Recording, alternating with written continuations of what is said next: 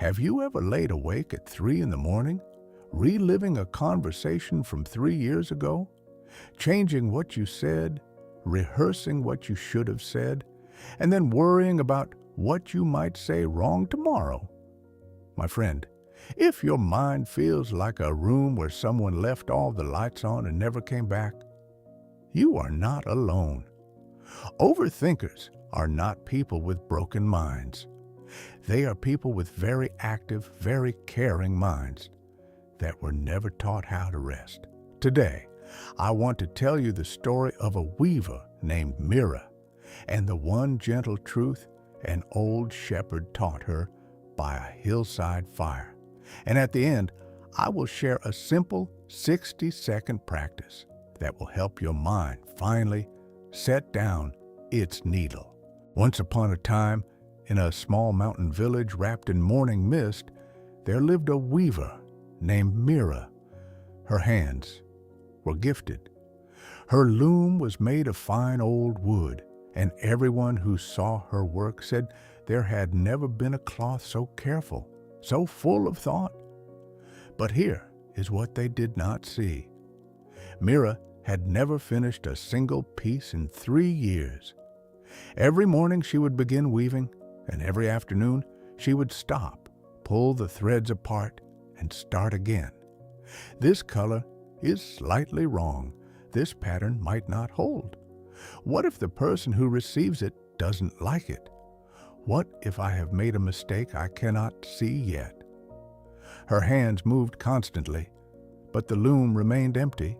She could not sleep. She could not eat without her thoughts chasing her through the meal. Her eyes held the particular exhaustion of someone who is always working, but never finishing. And at the center of her chest, there was a tight, hollow ache, the feeling of a person who has tried very hard and has nothing to show for it. One evening, an old shepherd stopped at her door to ask for water. He sat on her step, drank slowly, and watched her through the open window, pulling thread after thread apart in the lamplight. After a while, he spoke. "How long have you been unweaving that same thread?" "I'm not unweaving," she said sharply. "I'm fixing it." He nodded slowly. "Tell me, when a stream turns into ice in winter, does the water stop being water?" Mira frowned. "No, it is just frozen." "Your thoughts," he said gently, "are like water that has frozen mid-flow. The stream is still there. It is still you. But when water cannot move, it cannot reach the sea." He stood up, and before he left, he pointed to her loom. "The cloth does not need to be perfect," he said. "It needs to be finished. A cloth with a small flaw still warms someone in winter. A perfect cloth that is never finished warms no one." That night, Mira sat at her loom and made a decision that frightened her. She would not pull a single thread.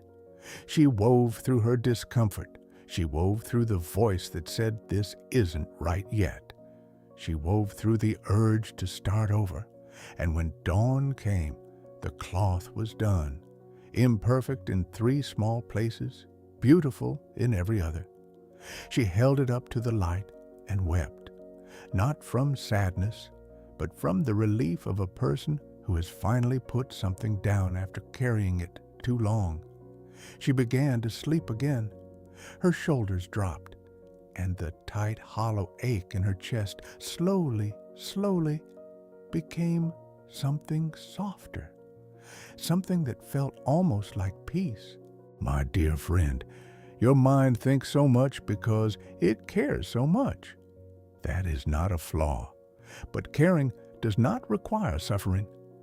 Here is your 60-second practice for tonight. Before you sleep, take a small piece of paper.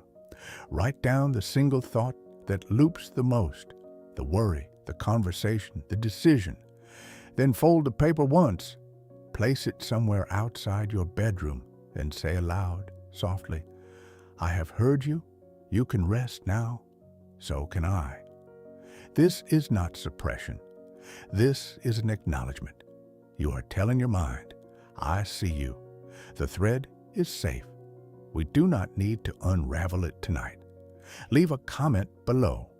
What is the one thought your mind keeps returning to? Like a thread you can't stop pulling? Write it below. You don't have to solve it. Just name it, because naming a thought is the first step to setting it free. Subscribe if you'd like more stories like this. Until next time, be gentle with yourself.